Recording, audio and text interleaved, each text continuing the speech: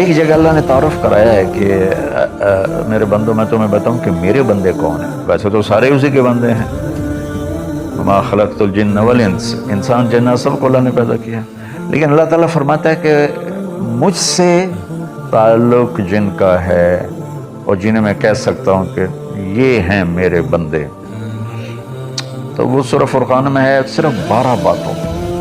12 باتیں جس مرد عورت میں ہوں گی اللہ اس پہ مہر لگائے گا کہ میرا ہے. جب میرا ہے تو پھر اللہ تعالیٰ اس کے ساتھ معاملہ خاص کرے گا نا. تو اللہ تعالیٰ کہتا ہے میرے بندو میرا دین تو بہت بڑا ہے.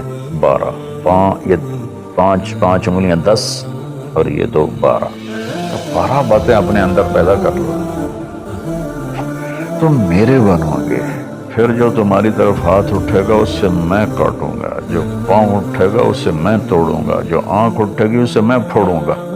تو پہلے میرے بنو تو صحیح. وہ کیا ہیں؟ وعباد الرحمن الذین یمشون علی الارض ہونا. پہلی صفت کہ اللہ کہتا ہے میرے بندے کون ہیں؟ کہتا ہے جو زمین پر عاجزی اور تواضع اختیار کرے. زمین پر جب کسی کو اقتدار مل جاتا ہے تو اکڑ کے چلتا ہے، پیسہ مل جاتا ہے اکڑ کے چلتا ہے، شہرت مل جاتی ہے اکڑ کے چلتا ہے. تو اللہ نے کہا پہلی نشانی کیا ہے؟ عاجزی اختیار کرو. تو کوئی وظیفہ نہیں بتایا، کوئی تسبیح نہیں بتائی، کہا عاجزی اختیار کرو. اپنی حیثیت کو یاد رکھو کہ اول نطفہ ہوں، آخر ایک مردار ہوں، کچھ عرصے کے بعد چند مٹھی مٹی ہوں، اور پھر اللہ مجھے کھڑا کرے گا تو اس دن دیکھا جس کی نیکیاں بڑھیں گی تو وہ عزت دار ہے، جس کی گھٹ گئیں وہ ذلیل و خوار ہے. تو پہلی صفت ہے کہ اللہ کے بندے وہ ہیں جو عاجزی اختیار کرتے ہیں. صرف یہ نہیں کہ زمین پر تواضع سے چلنا، وہ پوری زندگی ان کی عاجزی کی ہوتی ہے. سورہ لقمان میں ہے کہ لا تمش فی الارض مرحا، بیٹا اکڑ کے کبھی نہ چلنا. انک لن تخرق الارض ولن تبلغ الجبال طولا، کہ تو نہ تو پہاڑوں سے اوپر قد لے جا سکتا ہے، نہ پیڑی مار کے زمین پھاڑ سکتا ہے. تو ایک میں مختصر بیان کرتا ہوں، تواضع. دوسری تواضع سے جڑی ہوئی بات ہے کہ تواضع کا پتہ کب چلے گا؟ وہ دوسری صفت ہے وَإِذَا خَاطَبَهُمُ الْجَاهِلُونَ قَالُوا سَلَامًا. سبحان اللہ. جب ان سے کوئی، یہاں جاہلون سے مراد ان پڑھ نہیں، جاہلون سے مراد ہے زیادتی کرنے والا. وَأَعُوذُ بِكَ مِنْ أَنْ أَجْهَلَ أَوْ يُجْهَلَ عَلَيَّ. یا اللہ میں پناہ چاہتا ہوں کوئی میرے اوپر زیادتی کرے یا میں کسی پر زیادتی کروں. یہاں جہالت سے مراد ہے زیادتی کرنے والا، بدتمیزی کرنے والا. تو وہ کیا کرتے ہیں؟ قالوا سلاما. وہ یہ نہیں کرتے کہ اس سے کتنے لوگ قطع تعلق مراد لیتے، باجی السلام علیکم تو ڈارا ہو رہے ساڈارا ہو رہے. تو میرا اللہ یہ نہیں کہہ رہا، میرا اللہ کہہ رہا جب ان سے کوئی غلط گفتگو کرتا ہے، غلط معاملہ کرتا ہے، بدتمیزی کرتا ہے تو وہ آگے تمیز کے ساتھ بات کرتے ہیں. وہ غصے سے بھی پھر نہیں جاتے، وہ اس کے لہجے میں بات نہیں کرتے، وہ ٹھنڈے مزاج کے ساتھ اللہ اس کے رسول کو سامنے رکھ کر وہ بات کرتے ہیں. 2. تیسری فرمائی والذین یبیتون لربہم سجدا وقیاما.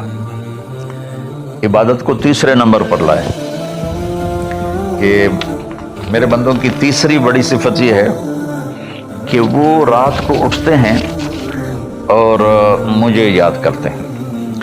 اچھا اب آج کل سستی کا زمانہ ہے. میرے نبی نے ایک حدیث سنائی تو وہ بہت بڑی خوشخبری ہے آپ کے لیے. جو عشاء کی نماز باجماعت پڑھ لے اور صبح کی نماز باجماعت پڑھ لے تو اس کی رات تہجد میں لکھی جائے گی. قربان جاؤں اپنے نبی کی رحمت پر اور ان کے رحمت للعالمین ہونے پر کہ میرے جیسا جو سر درد کا مریض ہے وہ رات کو نہیں اٹھ سکتا تو عشاء باجماعت پڑھ لے اور فجر باجماعت پڑھ لے، ساری رات عبادت ہے. باقی یہ تو ہے یعنی بالکل وہ 33 نمبر والا کام ہے، لیکن ہم پاس لوگوں میں شمار ہیں، اس صفت کے حقدار کہلائیں گے. باقی اصل وہ ہیں جو راتوں کو اٹھ کر یاد کرتے ہیں. ایک بھوک سی دل میں اٹھتی ہے، ایک درد جگر میں ہوتا ہے، ہم رات کو اٹھ روتے ہیں جب سارا عالم سوتا ہے۔ تو عشق تو ایسی چیز ہے، ملحب کلام قد نزخرفہ ان المحبت قلب وہبناہ۔ محبت ایسے نہیں کہتے کہ محبوب کو چکنی چپڑی باتیں کہو، جی میں قربان جاؤں، میں صدقے جاؤں، میں واری جاؤں، آپ کے بغیر تو جی نہیں سکتا، باتوں سے نہیں کہ محبت ہے دل کو اس کے قدموں پہ نچھاور کر دو۔ بہت خوبصورت بات اللہ نے کی ہے۔ تو جو لوگ ماشاءاللہ راتوں کو اٹھتے ہیں ان کو مبارک ہو، لیکن ہمارے جیسے کمزور بھی اس فضیلت میں ہیں۔ عشاء باجماعت پڑھ لو، فجر باجماعت پڑھ لو، اور پھر اللہ تعالیٰ پہ قربان جائیں کہ ان کی جو ہے نا دعا اللہ تعالیٰ بتاتا ہے، والذین یقولون ربنا اصرف عنا عذاب جہنم ان عذابها کان غراما۔ وہ اللہ ان کی دعا بتا رہا ہے کہ وہ کہتے ہیں یا اللہ ہم سے عذاب جہنم دور فرما، چونکہ یہ نہ ٹلنے والا عذاب ہے جو چمٹ جاتا ہے، اور وہ انہا ساءت مستقرا و مقاما، اور یا اللہ وہ بہت ہی برا ہے، بہت ہی برا ہے۔ تو تہجد اور دعائیں، دعا بہت بڑی طاقت ہے، بہت بڑی طاقت ہے، بہت بڑی طاقت ہے۔ ہم نے دعا ایسے ہی بنائی ہوئی ہے، فرض نماز کے بعد مولوی صاحب رٹے رٹائے جملے بولتے ہیں، ہم پیچھے آمین کہتے ہیں۔ دعا وہ ہے جو آپ تنہائی میں اللہ کے سامنے گڑ گڑا کر بولتے ہیں۔ میرے نبی نے فرمایا اللہ کے سامنے روو، اچھا اگر علم تبکو فتباکو، اچھا اگر تمہیں رونا نہیں آتا نا تو رونے کی شکل بنا لو۔ چوتھی چیز بتاتے ہیں، والذین یقولون ربنا اصرف عنا عذاب جہنم ان عذابها کان غراما انہا ساءت مستقرا و مقاما۔ یا اللہ جہنم سے بچانا اور جہنم کے عذاب سے بچانا، وہ اللہ آپ پہ ہی معاف کرے گا۔ یہ ہمارے اب تو عام ماحول میں یہ اللہ آپ پہ ہی معاف کرے گا، اللہ بڑا غفور الرحیم، اللہ آپ پہ ہی معاف کرے گا۔ تو میں تو اپنے ماحول میں بات کرتا ہوں اپنے عزیز رشتہ داروں سے کہ اللہ آپ پہ ہی کپا کٹ دے گا، سپرے نہ کرو، پانی نہ لاؤ، کھاد نہ دیو، آپ بہے ور بھی پا دیو، اللہ آپ پہ ہی کٹ دے گا۔ لے جی مولانا صاحب کہیں گل نہ کریں دیو، بھلا کدی پانی تے کھاد تے سپرے تو بغیر بھی کاشا ہوئی۔ تو اللہ یہی کہہ رہا ہے کہ ڈرو مجھ سے اس جہنم کے عذاب سے اور اس سے بچاؤ کا راستہ اختیار کرو۔ پانچویں بات کیا ہے؟ والذین اذا انفقوا لم یسرفوا ولم یقتروا وکان بین ذلک قواما۔ بہت اعلیٰ چیز ہے، معیشت کو، اکانومی کو بہت خوبصورت انداز میں بتایا کہ میرے خاص بندے وہ ہیں۔ دیکھو اللہ نے دنیا کا بھی بیچ میں ڈالا، اللہ والے دنیا کو نہیں دیکھتے، اللہ والے چٹائیوں پہ سوتے ہیں، اللہ والے بادشاہوں سے نہیں ملتے ہیں، اللہ والوں کے پاس جایا جاتا ہے، اللہ والے کسی کے پاس نہیں جاتے ہیں۔ ارے سب سے بڑے اللہ والے تو نبی ہیں، اللہ نے فرعون کے پاس بھیجا موسیٰ علیہ السلام کو، اور کائنات کی افضل ترین ہستی اللہ کے بعد میرے نبی ہیں، ابو جہل کے پاس بھیجا۔ تو یہاں ان کی معیشت کو بتایا جا رہا ہے کہ میرے بندے وہ ہیں جتنا ہم نے ان کو دیا ہے اس سے بڑھ کر خرچ نہیں کرتے۔ قرضے اٹھا لیے، شادی آ گئی، اس پر مجھے ایک بتا رہا تھا ساتھی کہ ایک آدمی نے اپنے بچے کی شادی کی تو 40 لاکھ کی آتش بازی چھوڑی۔ یہ اللہ اس سے منع کر رہا ہے کہ میرے بندے وہ ہیں کہ جو ایسے نام و نام 40 لاکھ روپے کو آگ لگا دی۔ اس 40 لاکھ روپے پر کتنے غریب بچیوں کی شادیاں ہو جاتی، کتنے مریضوں کا علاج ہو جاتا۔ وَلَمْ يَقْتُرُوا، دوسری بات ہے کہ جتنا دیا ہے اس سے اوپر نہیں جاتے کہ قرضوں میں چلے جائیں، اکانومی برباد ہو گئی۔ اور وَلَمْ يَقْتُرُوا، اور جتنا دیا ہے اس سے کم بھی خرچ نہیں کرتے، کنجوس نہیں ہوتے، بخیل نہیں ہوتے، لالچی نہیں ہوتے۔ یہ چیز بھی اکانومی کو ہٹ کرتی ہے کہ بس جوڑتے جاؤ اور اس کو آگے بڑھاؤ نہیں، اس کو آگے دو نہیں۔ تو اللہ تعالیٰ پہ قربان جاؤں، اس نے خاص طور پر ہمارے معاشرے میں اللہ والا وہ سمجھا جاتا ہے جس کو دنیا کی خبر ہی کوئی نہ ہو، اور اللہ والا وہ ہوتا ہے جو بس مسئلے پہ بیٹھا رہتا ہے۔ اور اللہ تعالیٰ یہاں ان کی اکانومی کو بتا رہا ہے کہ وہ کام کرتے ہیں، کاروبار کرتے ہیں، وہ تجارت کرتے ہیں، وہ زراعت کرتے ہیں، وہ حکومت کرتے ہیں۔ ابو بکر سے بڑھ کے اللہ والا کون ہوگا؟ خلفائے اربعہ سے بڑھ کے اللہ والا کون ہوگا؟ تو وہ اپنے خرچ کو بیلنس کرتے ہیں۔ کل پرسوں ایک ساتھی بات کر رہا تھا، اصحاب صفہ تو چٹائیوں پہ بھوکے لیٹے رہتے تھے۔ یہ شروع کی باتیں ہیں۔ عبد الرحمن بن عوف ٹاپ 10 صحابہ میں ہیں، ٹاپ 10 صحابہ۔ جب ان کا انتقال ہوا تو ان کی 4 بیویوں کو جو 1/8 ملا وہ 48,000 دینار تھے۔ تو آج کے لحاظ سے وہ 12 ارب روپے بنتا ہے۔ جس آدمی کا 1/8 12 ارب ہو تو پورا کتنا ہوگا؟ اور 10,000 بکریاں، 1,000 اونٹ، 1,000 گھوڑے، اور شام، عراق، مصر، حجاز میں زمینیں، جائیدادیں، باغات۔ یہ تو پھر اللہ والی کوئی نہیں۔ اور اللہ کا نبی کہہ رہا ہے یہ ابو بکر جنتی، عمر جنتی، عثمان جنتی، علی جنتی، طلحہ جنتی، زبیر جنتی، عبد الرحمن بن عوف جنتی، اور ابو عبیدہ بن جراح جنتی، سعد بن ابو وقاص جنتی، اور سعید بن زید جنتی۔ یہ سب بڑے، 4 تو ویسے ہی حکمران ہیں، خلفاء ہیں۔ اور حضرت زبیر کے 1,000 غلام تھے جو ان کی کھیتی باڑی اور تجارت کو سنبھالتے تھے۔ اور حضرت طلحہ کے امپورٹ ایکسپورٹ کے لیے بحری جہاز چلتے تھے۔ سعد بن ابی وقاص کا وہ مدینے کی جنوب کی طرف وادی عقیق ہے، جو آج کے زمانے کا ڈیفنس کہہ لیں، وہاں ان کا سرخ پتھر کے سے بنا ہوا محل تھا۔ تو چونکہ پوری سیرت ہمارے سامنے نہیں، تو بس وہ ایک ہی چیز دیکھتے ہیں کہ بس یہ اللہ والے تو پھٹے کپڑے ہوتے ہیں، اللہ والے تو کسی سے ملتے ہی نہیں، اللہ والوں تو ستو پھانک کے زندگی گزار لیتے ہیں۔ جب اللہ نے صحابہ کو مال دیا تو عثمان رضی اللہ تعالی عنہ کہنے لگے اپنی بیوی نائلہ کے لیے میں نے چادر خریدی ہے 300 دینار میں، 300 دینار میں، جو 7.5 کروڑ روپیہ بنتا ہے۔ اور کہہ رہے کہ پتہ نہیں اسے پسند آئے گی کہ نہیں آئے گی۔ تو ہم بیچ میں دنیا کو نکال نہیں سکتے، یہ بڑی غلط تعبیر ہے اسلام کی۔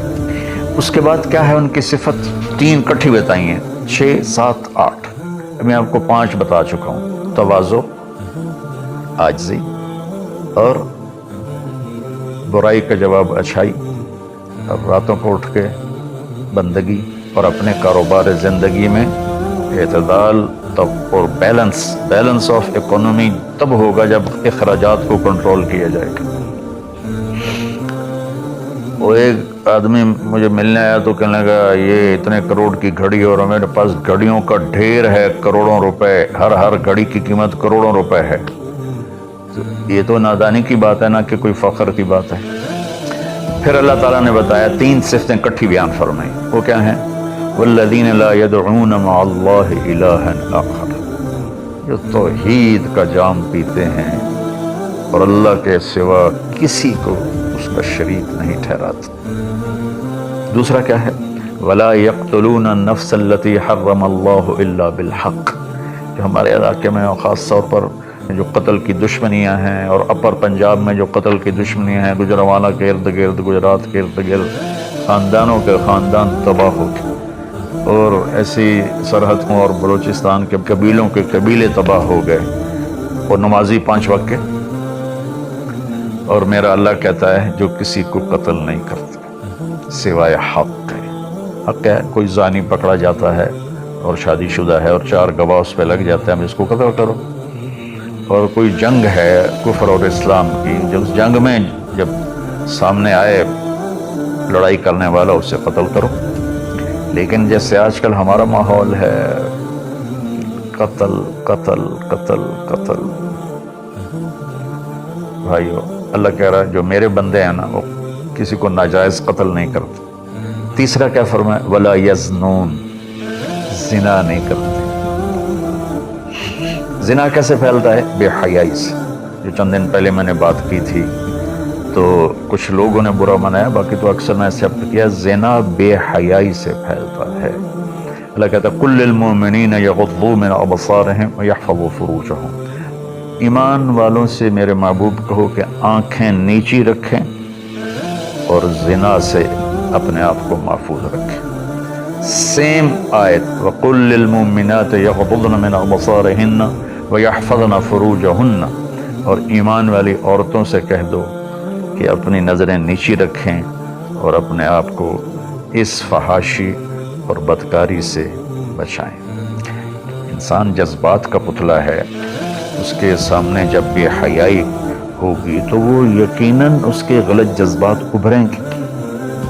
اس لیے میرے اللہ نے، میرے نبی نے ہمیں ایک پاکیزہ اور حیا والی شریعت عطا فرمائی، اور اللہ کا فضل ہے امت کے اندر کہیں حیا چھپا ہوا ضرور ہے۔ خاص طور پر میں اپنے ان بھائیوں سے کہوں گا جو شادی کرنے کے بعد بھی الگ عورتیں رکھی ہوتی ہیں، اللہ کی قسم میں بڑے دکھ اور شرم کے ساتھ یہ بات کر رہا ہوں، کوئی میں ہٹ نہیں کر رہا ہوں، کہ میرے بھائی جو شادی کر کے بھی اور عورتوں سے تعلق رکھتے ہیں، اور اس سے بھی گری ہوئی بات ہے میری بہنیں جو شادی کے بعد بھی غیر مردوں سے تعلق رکھتی ہیں۔ یہ ہے ہمارے معاشرے میں، اللہ اس سے ہمیں بچائے۔ تو پھر آگے اللہ کہتا ہے اگر تم نے یہ کام کیا وَمَن يَفْعَلْ ذَلِكَ، اگر تم یہ تینوں کام کرو گے، زنا کرو گے، قتل کرو گے، شرک کرو گے، يَلْقَ أَثَامًا، بہت بڑا گناہ ملے گا، يُضَاعَفْ لَهُ الْعَذَابُ يَوْمَ الْقِيَامَةِ، بہت بڑا عذاب ہوگا، وَيَخْلُدْ فِيهِ مُهَانًا، اور ہمیشہ اس میں رہنا پڑے گا۔ لیکن إِلَّا مَن تَابَ، سوائے اس کے جس نے توبہ کر لی، وَآمَنَ، اور ایمان لایا، وَعَمِلَ صَالِحًا، اور اس نے اچھے عمل اختیار کیے۔ اب آگے خوشخبری سننا، اللہ یہ نہیں کہہ رہا اللہ ان کو معاف کر دے گا، اللہ کہہ رہا فَأُولَٰئِكَ يُبَدِّلُ اللَّهُ سَيِّئَاتِهِمْ حَسَنَاتٍ وَكَانَ اللَّهُ غَفُورًا رَحِيمًا۔ اللہ تعالیٰ فرما رہے ہیں کہ ہائے ہائے، اگر تم توبہ کر لو گے نا، ایمان لے آؤ گے، اچھے عمل کرو گے، تو میں صرف تمہیں معاف نہیں کروں گا، تمہاری برائیاں مٹا کے وہاں نیکیاں لکھ دوں گا۔ واہ قربان میرے مولا، کہتے معاف نہیں کروں گا، معاف بھی کروں گا اور تمہارے گناہوں کی جگہ نیکیاں لکھ دوں گا۔ یا اللہ ایسا کیوں کرو گے؟ اس لیے کہ میں غفور الرحیم ہوں۔ تو من تاب وعمل صالحا فإنہ یتوب الی اللہ متابا، آگے اللہ نے بتایا کہ توبہ کرنے والا ہے کون؟ جو توبہ کرنے کے بعد اپنے عمل کو بدلتا ہے، اچھا کرتا ہے، یہ ہے صحیح توبہ کرنے والا۔ لیکن ایک خوشخبری سنا دو، مثلا ایک آدمی کی توبہ کر کے توڑ دیتا ہے۔ چند دن پہلے ایک نوجوان کا فون تھا، روز نے دھاڑے ماری کہ جی توبہ کرتا ہوں، پھر 15 دن بعد ٹوٹ جاتی ہے، پھر توبہ کرتا ہوں، پھر 15 دن بعد ٹوٹ جاتی ہے۔ میں نے کہا توبہ کرتے ہو؟ کہتا جی کرتا ہوں۔ میں نے کہا معاف ہے۔ وہ انسان ہی نہیں جس سے خطا نہ ہو، وہ انسان ہی نہیں جو بھولے نہیں۔ تو میرے اللہ نے توبہ کی کوئی لمٹ نہیں رکھی، نہ عدد نہ عمر۔ بھائی تو 60 سال کا ہو گیا ہے، تجھے حکومت پاکستان ریٹائر کرتی ہے، ہم بھی تیری توبہ قبول نہیں کریں گے۔ یا بھائی تو 3 دفعہ کر چکا ہے گناہ، اب ہم تیری توبہ قبول نہیں کریں گے۔ اللہ تعالیٰ کہتا ہے لو بلغت الذنوب عنان السماء ثم استغفرتنی غفرت لک ولا ابالی، میرے بندے میں اتنا بڑا رحم کرنے والا ہوں، تم ایک عورت یا ایک مرد اتنے گناہ کرو کہ زمین پہ رکھتے رکھتے رکھتے رکھتے آسمان کی چھت کو لگا دو، پھر ایک دفعہ کہو یا اللہ معاف کر، تو میں ساری معاف کر دوں۔ ہمارا اللہ بڑا پیارا اللہ ہے۔ اچھا، 9ویں صفت کیا ہے ان کی؟ والذین لا یشہدون الزور واذا مروا باللغو مروا کراما۔ اس کا ایک ترجمہ تو یہ ہے کہ جہاں گندی محفل ہو اور شرابی کی محفل چل رہی ہے، یا کوئی ناچ گانے کی محفل چل رہی ہے، یا کہیں کسی کی غیبت ہو رہی ہے، برائی ہو رہی ہے، کسی پہ ظلم ہو رہا ہے، تو وہ اس میں شامل نہیں ہوتے، چپ کر کے دائیں بائیں سے نکل جاتے ہیں۔ دوسرا ترجمہ یہ ہے کہ جو جھوٹی گواہی نہیں دیتے، جو جھوٹی گواہی نہیں دیتے۔ اچھا، اس میں ایک بڑی اور خوبصورت بات ہے، مروا کراما، وَإِذَا مروا بِاللَّغْوِ مروا کراما۔ میں دیکھوں گا شراب پی رہے ہیں بچے تو میں کہوں بدبخت، نامراد، ذلیل، کمینے، شرابیں پی رہے ہیں، چرس بیچ رہے ہیں یا چرس پی رہے ہیں، میرا یہ معاملہ ہوگا. لیکن مرو کرا، جب وہ کسی غلط محفل کو دیکھتے ہیں تو عزت کے ساتھ گزر جاتے ہیں، یعنی اپنا دامن بھی بچاتے ہیں، اور جو برائی کر رہے ہوتے ہیں ان کو بھی حقیر نہیں سمجھتے. میں اپنے دیندار طبقے کے سامنے ہاتھ جوڑتا ہوں کہ غلط راہوں پہ چلنے والوں کو حقیر نہ جانیں، ان سے نفرت نہ کریں، ان سے پیار کریں. میرا طلب، میں اپنے گاؤں میں ہوں، تلمبا 3 کلومیٹر ہے، 250 طوائفیں ہیں. ان کو صرف بیٹی کہنے پر ان کی زندگی کیا سے کیا ہوگی. وہ کچھ ان کا وظیفہ لگایا تھا تو ان کی زندگی کیا سے کیا ہوگی.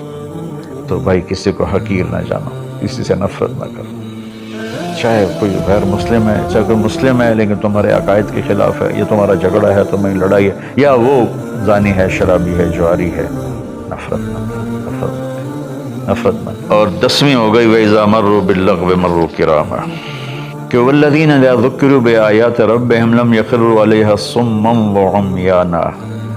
جب ان کے سامنے اللہ کی بات آتی ہے تو سننے سے انکار نہیں کرتے، یعنی آنکھیں بند نہیں کرتے، کان بند نہیں کرتے، کہ جیسے اندھے اور بہرے پر چیز پیش کرو تو اسے پتہ نہیں لگے گا. تو میرا اللہ کہہ رہا ہے کہ جب ان کے سامنے میری بات آتی ہے، میرا قرآن آتا ہے، میرے نبی کا فرمان آتا ہے، تو اندھے بہرے نہیں ہوتے بلکہ غور کر کے سنتے ہیں، غور کر کے سنتے ہیں. تو اللہ ایک ان کی صفت یہ بتا رہے ہیں کہ وہ اللہ کا کلام سنتے ہیں تو تاثر لیتے ہیں اور اپنے آپ کو بدلتے ہیں اور اپنے گناہوں پر باقی نہیں رہتے بلکہ اپنے آپ کو توبہ کرتے ہیں اللہ کے سامنے. پھر جب توبہ ٹوٹ جائے پھر رو دھو کے توبہ کرتے ہیں. 12ویں صفت کیا ہے؟ سبحان اللہ، واہ جی واہ. اللہ والوں کو تو بیوی بچوں کی بھی پرواہ نہیں ہوتی. اللہ والوں کے گھروں میں تو فاقے ہوتے ہیں. مطلب یہ اللہ والوں کی بات بتا رہا ہوں. والذین یقولون ربنا هب لنا من ازواجنا وذریاتنا قرۃ اعین وجعلنا للمتقین اماما. سبحان اللہ. جو کہتے ہیں یا اللہ ہمیں ہمارے ازواج یعنی بیویاں، ہماری اولادیں ایسی دے جو آنکھوں کی ٹھنڈک بن جائے، اور ہمیں متقین کا سردار بنا، امام بنا. اپنی وجاہت مانگتے ہیں، وجاہت. اچھا، حب، وہبا، آتا، اعطا، 3 لفظ ہیں دینے کے. آتا دیا، اعطا دیا، وہبا دیا، لیکن تینوں کے مطلب الگ الگ ہیں. آتا کہ میں نے آپ کو ایک چیز دی، قلم دیا، لیکن آپ کو مالک نہیں بنایا، واپس لے سکتا، بھائی واپس کرو. آتا، میں آپ کو گاڑی دیتا ہوں تو میں آتا کا مطلب ہے کہ میں واپس نہیں لوں گا، یہ تمہاری پکی ملک ہو گئی. وہبا، میں تمہیں وہ چیز دوں گا جو تیرے خواب و خیال میں بھی نہیں ہوگی، تیرے تصور سے بھی بالا تر ہوگی. کیا مانگتے ہیں اللہ والے؟ یا اللہ میری بیوی ایسی ہو، اتنی اچھی ہو کہ میرے تصور سے بھی بالا تر ہو، میری اولاد ایسی ہو، اتنی نیک ہو، اتنی صلاحیت والے ہوں کہ میرے تصور سے بھی بالا تر ہوں. اللہ ہمیں یہ دعا سکھا رہا ہے. یہ نہیں کہا کہ مانگو آتے نہ، کہہ رہا ہے حب لنا، یا اللہ ہمارے گمان سے بھی اوپر کر کے بیوی اور بچے دے، اور ہمیں دنیا میں وجاہت دے، عزت دے. اس کا مانگنا انسانی حقوق میں شامل ہے. ہاں ایسی وجاہت اور ایسی شہرت جس کے پیچھے شیطانی کام ہو وہ حرام ہے، ورنہ عزت نفس تو ہر انسان کو پیاری ہے. تو پھر اللہ تعالیٰ کہتا ہے قرۃ اعین، آنکھیں ٹھنڈی ہو جائیں. اس سے بڑی تعبیر پورے کلام عرب میں نہیں ہے اندر کی خوشی کی. آنکھیں ٹھنڈی ہو جانا. ایک اس کا الٹا محاورہ ہے اسقط اللہ عینک، اللہ تیری آنکھیں گرم کرے، یعنی تجھے تکلیف دیکھنی پڑے. اللہ تیری آنکھیں ٹھنڈی کرے یعنی تمہیں سکھ دیکھو، تم سکھ دیکھو.